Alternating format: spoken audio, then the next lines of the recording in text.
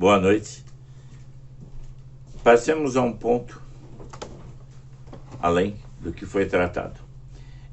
Algumas pessoas ponderaram comigo o seguinte: a sua visão, a sua apresentação incide comumente sobre aspectos negativos.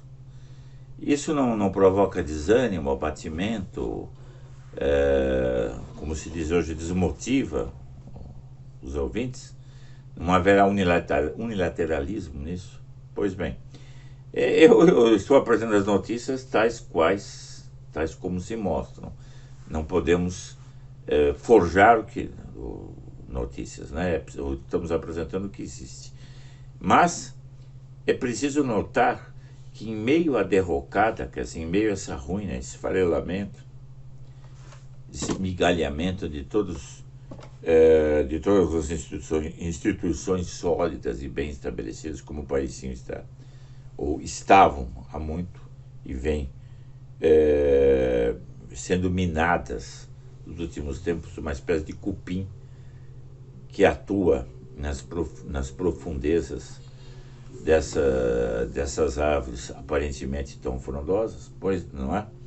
Ora, no meio disso tudo, aparecem sinais muito significativos de reações. Né? O que eu chamo aqui de reações? São movimentos que vão contra a corrente. Quer dizer, inspiram sugerem, não é? Perspectivas melhores e entram, por assim dizer, na contramão do barranco. Enquanto tudo parece descer, eles querem subir. Como se explica isso? Há sinais alvissareiros nessa direção desde há muito. Importa saber se eles são bem consolidados, são bem estabelecidos, ou se são bolhas de sabão. Seja como for, sinais indicativos disso merecem ser registrados. E eu sugiro, então, que o público atente para isso e nos momentos em que fica muito abalado, por assim dizer, muito consternado com a sequência na degringolada, sequência de notícias e informações desfavoráveis, que se lembre do seguinte: há aspectos que ainda podem e devem ser aproveitados. Há filões da juventude, e esses filões são consideráveis, que não estão contentes com essa situação e querem reagir. O que é que falta? Falta alguém que os conduza ao ideal que procuram, mesmo que não saibam precisamente o que é, mas eles entrevêm. Aqui vem um dado, então, interessante que eu quero pôr em comum com os amigos. Estética Dark Academia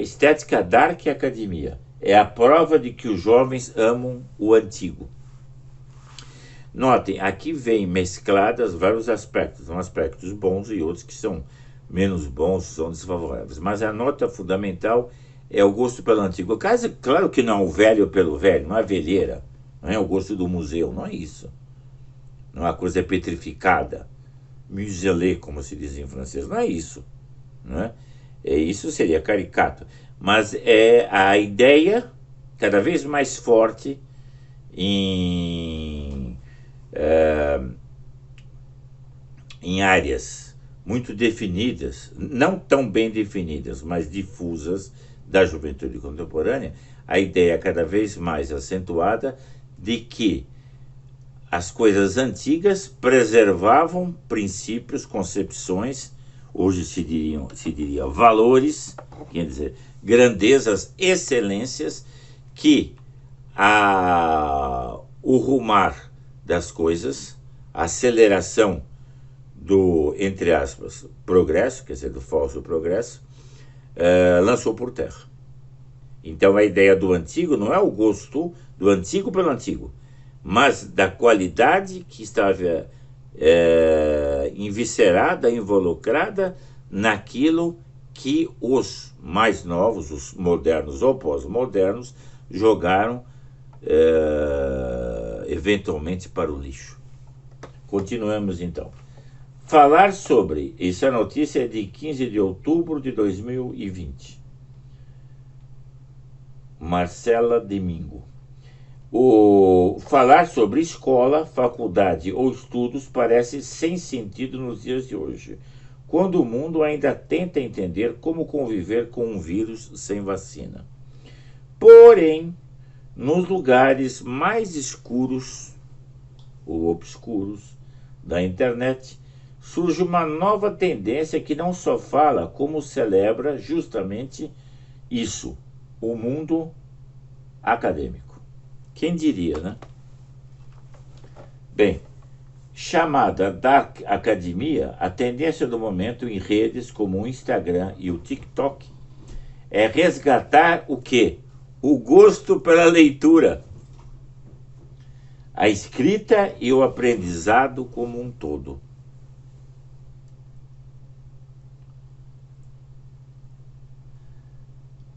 A trend, aliás, pode parecer desconhecida, mas saiba, ela já tem tamanho para ser notada sem dificuldades. No Instagram, por exemplo, existem mais de 250 mil postagens usando a hashtag Dark Academia e no TikTok. Os vídeos com essa estética já somam mais de 145 milhões de visualizações. Alguém dirá, mas o senhor se impressiona com isso? Não. Veja bem, no mundo das emoções, das impressões, das sensações, da imagem, que isso se contraponha à ruína geral, à propaganda deletéria, massificante, dos joguinhos de videogame ou de pornografia, é expressivo. É expressivo. Afinal, o que é a Dark Academia? A ideia surgiu entre os jovens de 14 e 25 anos, uma idade em que a pessoa, comento eu, né, começa a fazer escolhas na vida, quer dizer, tomar o rumo. E geralmente é aquilo que a pessoa decide ser entre os 14 e 25 anos, um pouco mais, pouco menos, ela será pela vida inteira. É a hora em que se amolda a personalidade, né? O período. Bem, a ideia surgiu entre os jovens de 14 e 25 anos, bem antes da pandemia de coronavírus, mas ganhou relevância e cresceu muito no momento em que as escolas e as universidades do mundo todo se viram fechadas na vida real. Quer dizer, para alguma coisa a desgraça serve, né? Usando o provérbio antigo. A quelque chose malheur est bon. E muita gente precisou levar o estudo para dentro de casa ou viu as aulas suspensas indefinidamente. Se você não faz ideia de como essa tendência, essa estética funciona, calma. Você já deve ter visto imagens dela por aí. Pense em uma combinação de look retrô com um visual. Aqui entra o lado péssimo, que é uma introdução de algo meio ocultista, esotérico, que facilmente hoje ilude público dito tradicional ou conservador, mas que na verdade não é nem conservador, nem tradicional, nem de direita. É aquilo que o padre Garrigou-Lagrange denominava a falsa direita. Quer dizer, são pessoas que adotam coisas místicas à guisa de justificativa para a procura de algo menos material, mas descambam, quer dizer, derivam para toda espécie de horrores que depois estão na esteira do ocultismo e do satanismo. Bem, então aqui fala claramente disso. Então, pessoas do estilo do visual gótico, todo mundo sabe que são esses que se vestem de preto. Isso é péssimo. O rock, aliás, insere-se nessa linha. Então é uma forma de ocultismo que desvia a pessoa da reação verdadeira, conduzindo a esse abismo de loucuras. Mas, de qualquer modo, vamos distinguir. Há a reação boa e há esses desvios. E o mood outonal. Cores sóbrias, roupas de brechó, estampas xadrez, cardigans quentinhos e aconchegantes e sapatos mocassim. Pense também na estética dos filmes Harry Potter.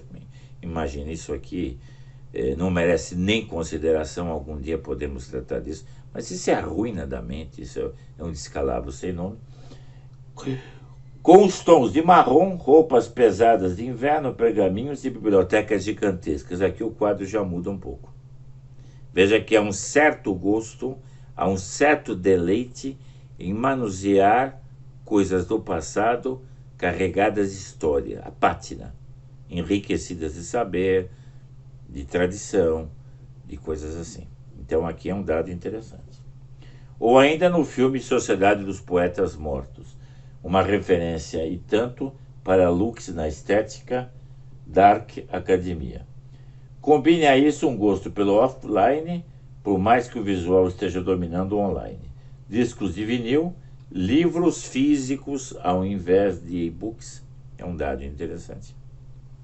É um dado interessante. Claro, porque o manuseio de um livro é de uma natureza muito superior, incomparavelmente, do acompanhamento do livro pela tela. Isso é de uma evidência primeira. Não que não se possa usar, seria ridículo. É preciso fazer confluir os dois aspectos. O ideal é ter uma vasta biblioteca selecionada, não murta, serimurto, não importa a quantidade de livros que se tem, o número de livros que se leu, mas o proveito que se tirou e o critério que existe para saber identificar o livro que deve ser lido e como deve ser aproveitado. Essa é uma outra questão. Mas isso é evidente que vale tanto para a biblioteca de livros, a biblioteca ao pé da letra, a Van la Lettre, ou aquela que está no computador. Mas as duas coisas se conjugam, se harmonizam. Uma não exclui a outra. Xícaras de chá, diários escritos à mão, correspondência via cartas. Aqui eu remeto o ouvinte a uma observação curiosa, feita por especialistas, eu vi algures e é muito significativo. A pessoa, o rapaz, o menino, a moça, mocinho, que se habitua a nunca usar a caneta, a nunca usar o papel, algo daquilo que é próprio do pensamento se atrofia. Porque desde que o homem é homem, desde que é gente, a pessoa entra na civilização quando sabe ler, né? Quando sabe escrever. Quem não tem escrita não está na civilização. E o fato de a pessoa escrever com a própria mão tem um significado que vai além do esforço pessoal. É algo que tem uma repercussão favorável no cérebro, dos neurônios. Isso dizem os especialistas e concorda com o bom senso, né? Correspondência via cartas, fotos feitas com câmeras analógicas e tudo que possa lembrar como as pessoas viviam nas escolas, olha que curioso, britânicas na virada do século passado.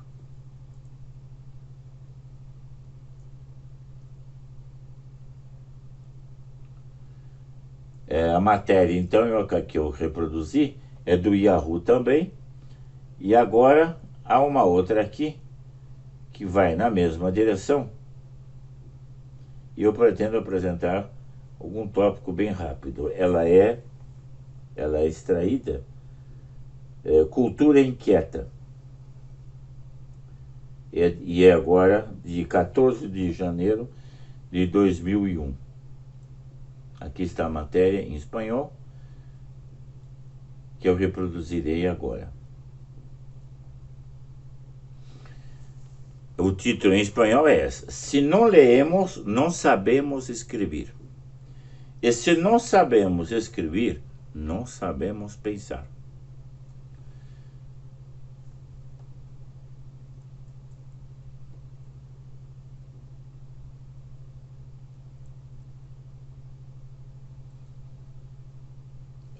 Aqui está. Hoje todos escrevem, todos querem exprimir seus sentimentos e opiniões. Entretanto, quem lê? De certa forma, a leitura é uma atividade superior à escrita. só podemos escrever com a linguagem que adquirimos, que absorvemos lendo.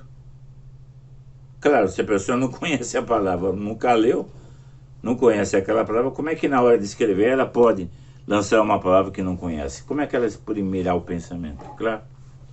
A leitura é a matéria-prima da escrita. E a possibilidade de criar uma obra que tenha beleza e profundidade, ou simplesmente clareza, baseia-se nas leituras que fizemos e no que aprendemos de outros autores. Suas palavras passam a ser as nossas, mesclam-se com nossos pensamentos e experiências. A história é mestra da vida. Então, sendo assim, somente aprendendo pela assimilação dos autores, do que nós pudermos ler, é que nós poderemos adquirir formas de expressão que permitam tornar os nossos sentimentos conhecidos e manifestar, portanto, o que desejamos. Então veja, aqui ele diz uma coisa muito verdadeira. Para muitas pessoas é mais atrativo escrever, porque é fácil, o papel aceita tudo, né? Assim como língua não tem osso, o papel aceita tudo. Então, agora não é mais o papel, a internet é mais fácil ainda. O problema é o seguinte, como disse muito bem, eu já repeti aqui mais uma vez, o Humberto Eco, a internet deu vazão, deu liberdade de expressão a todos os imbecis do mundo. Então foi uma forma de massificação espantosa. O igualitarismo tomou conta de tudo. Por quê?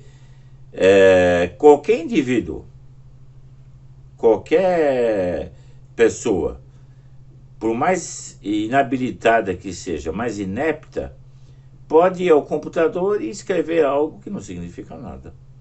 Mas como não há críticos, aquilo vai. Não quer dizer que eu esteja divulgando um sistema de censura, de crítica à internet. Não, isso não. Seria mais ridículo ainda e mais absurdo. A emenda seria pior que o soneto. Eu estou comentando o grau de insuficiência, de indigência mental hoje como se manifesta. Quer dizer, se a pessoa tivesse um grau de maturidade razoável, ela não iria ao computador, ou no Facebook, ou nessas coisas todas, nesses veículos todos, e não iria escrever banalidades, porque ela pensaria, não, isso aqui está contra o padrão médio do bom senso, rirão de mim. É que hoje o ridículo perdeu a nossa... As pessoas perderam a noção do ridículo. Então, tudo vai porque não há critério, não há seleção. E não há seleção porque não há análise. Não há análise porque não há leitura. E a leitura com defeito é feita sem critério, apenas pelo índice quantitativo e não qualitativo. Havia um provérbio, uma máxima francesa que dizia: o vício da leitura é pior do que o vício de não ler. No seguinte sentido, há uma analogia, né? A inimiga não há mais fera que a piedade falsa da sincera, dizia Camões, Lusíadas, né?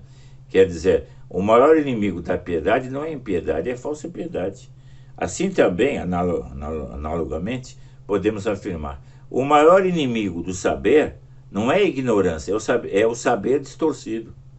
Claro, porque é muito melhor não saber algo do que saber errado. Isso vale para todas as ciências.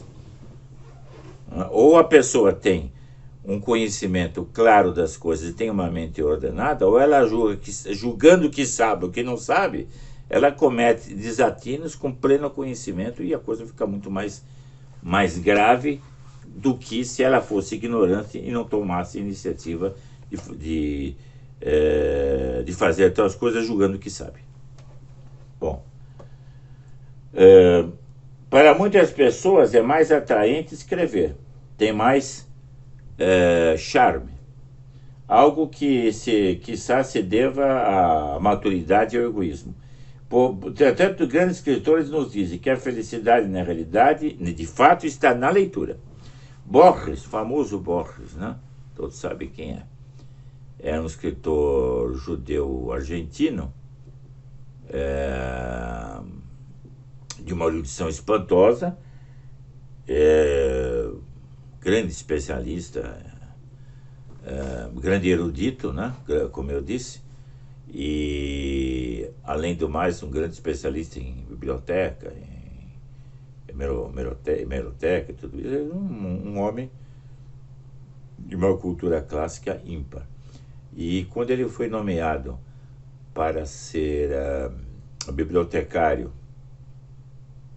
creio que da biblioteca de Buenos Aires, que é portentosa, naquele período justamente ele ficou cego. Então foi um golpe colossal, né? Borges é especialmente fértil nesse sentido. Quando eu era leitor, quando eu podia ser leitor, a felicidade minha era frequente. E a célebre frase também dele, a célebre frase que outros, do mesmo autor, Borges, né? que outros se enalteçam, que outros se vangloriem, se jactem, se valorizem pelas páginas que escreveram. A mim, quanto a mim, eu me orgulho das que li. Há uma frase que também contundente, diz aqui o autor, que se me lembro bem, é de Juan José Arreola. É esta, aspas: se não lês, não sabes escrever. Se não sabes escrever, não sabes pensar. Então, a questão é essa. Há uma hierarquia de valores, né? Quem quer escrever, precisa aprender a ler. Depois de aprender a ler, a pessoa estará apta a escrever. Mas é claro que a leitura pressupõe algum critério. A pessoa é mais ou menos como quem escolhe um alimento, quer dizer, há um certo bom senso e certos pressupostos, certas premissas que estão na mente de todos. A pessoa, quando escolhe as iguarias, ela já faz uma seleção e verifica aquilo que agrada, que deleita o paladar e que acrescenta algo ao bem-estar dela, em termos de alimentação. Bem, a leitura é a mesma coisa, analogamente, né? Da pessoa precisa ter, portanto, certos, digamos, para me exprimir assim, rudimentos de bom senso, para que ela não vá procurando leituras de modo quantitativo a esmo. Isso não adianta nada. Confunde até mais a cabeça. Porque a pessoa não pode fazer das leituras uma espécie de percurso na lista telefônica. Não é isso. A questão é muito mais sutil e muito mais profunda. É preciso ter o gosto do saber. Eu já tratei disso, né? Sabor e saber são termos de mesma origem.